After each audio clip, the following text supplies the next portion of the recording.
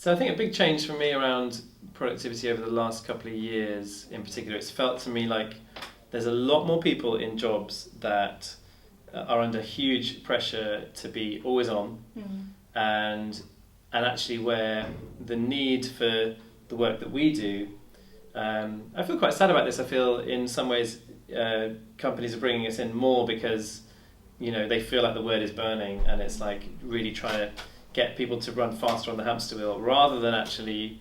I think it's actually a smaller number of companies for me that are coming to us with the whole well-being agenda and really thinking about the human aspect of productivity. What do you think? Yeah, I think so. But I think in terms of what I see when we're delivering is actually the thing that really matters to people.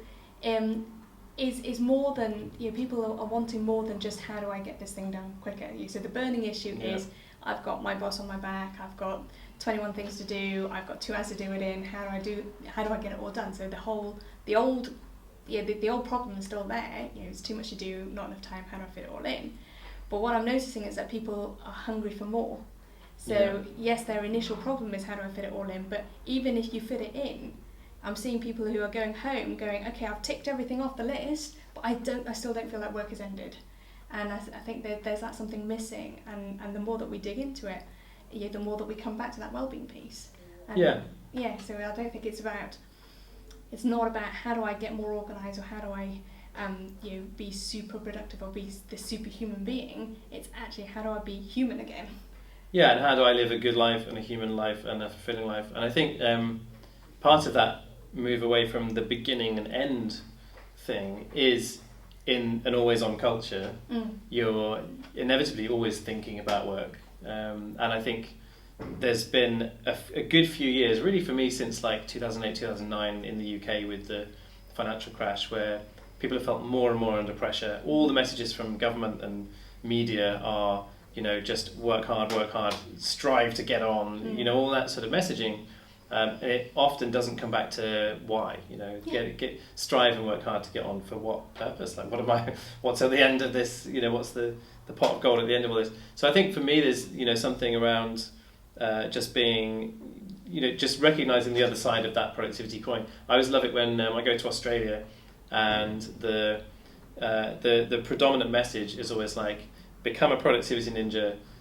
Get real clarity and control around what you do, and then go surfing. Yeah. Right. And I think the sad thing for me is that often organisations are not recognising that and honouring that amongst their staff. But then when we go out and do workshops, there is still such a need for that side of things, and people really wanting that.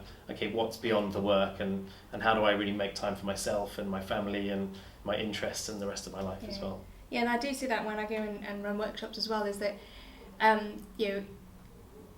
so my job to come in, what I've been asked to come in to do is, okay, help these guys to meet their targets.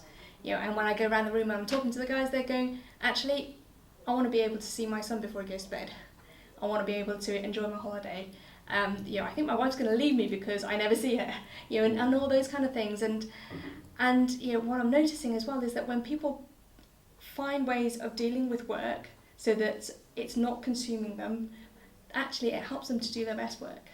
It helps them to be a better human being, to have more of a life, but that comes back round and it helps them to do their best work. They're coming up with their best ideas, they're making their best contribution, and they're leaving work on time. It's a win-win situation.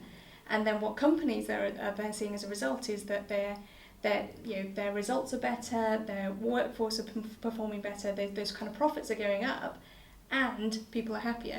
So it's not this kind of sacrifice between, are we going to go for well-being or are we going to go for profit? But actually, when you get it working well, it's a virtuous cycle.